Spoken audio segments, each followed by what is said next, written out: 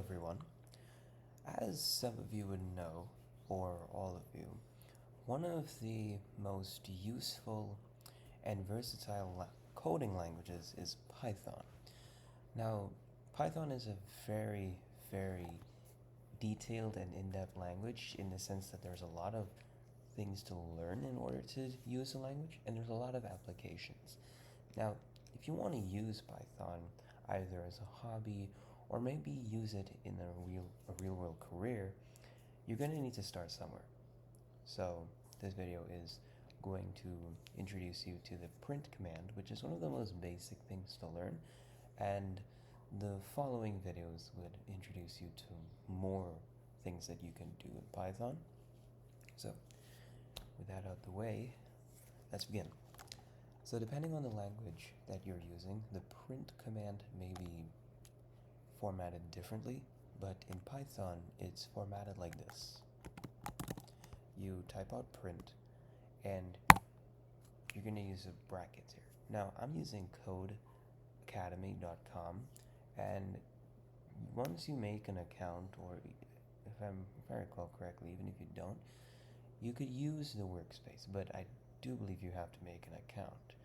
Now, the workspace is free, but you can sign up and use a free trial or maybe have a paid plan in order to go through their in-depth coding tutorials. This would be way more helpful than what I'm offering. I'm offering direct tutorials on how to make certain projects, but also giving you some explanations and lessons on some functions.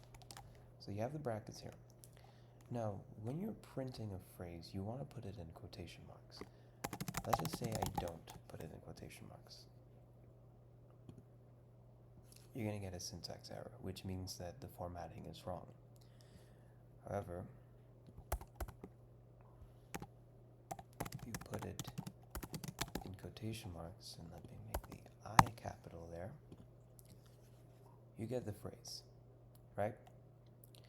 Now, let's just say that you want to print a sentence which has an associated phrase. The first thing you're going to do is you're going to have a name for the sentence and then define it. So you're going to put it in quotation marks. I like chocolate cake, right? That's your sentence. Then you're going to want to put print opinion A. Now notice that I don't have it like this. When you have things that are spaced from each other, well, in terms of names and labels, you don't have it like this. You can have that spacing here, but not here. With names, your spacing is an underscore, which you would see on Instagram, Facebook, and other social media platforms with their naming. So you have print opinion A, and it would print opinion A. Let's just say that I did not have opinion A in quotation marks. You get that? So, yes, make sure you do that. Another thing you can do on Python is you can have these little notes. So these not only help the computer get an idea of what you're trying to do, but it also helps you understand, or any readers understand, what exactly is going on in this big jumble of code. So you can do that as well.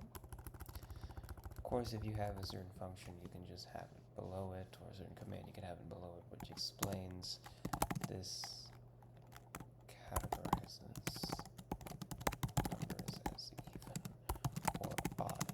Maybe later I'll go into more in-depth applications of that. So overall, yes, you learn the print command, you learn tags or notes, you learn about sentences, of course defining the sentences, and of course the importance of quotation marks. So yeah, that is the print command in Python. Thank you.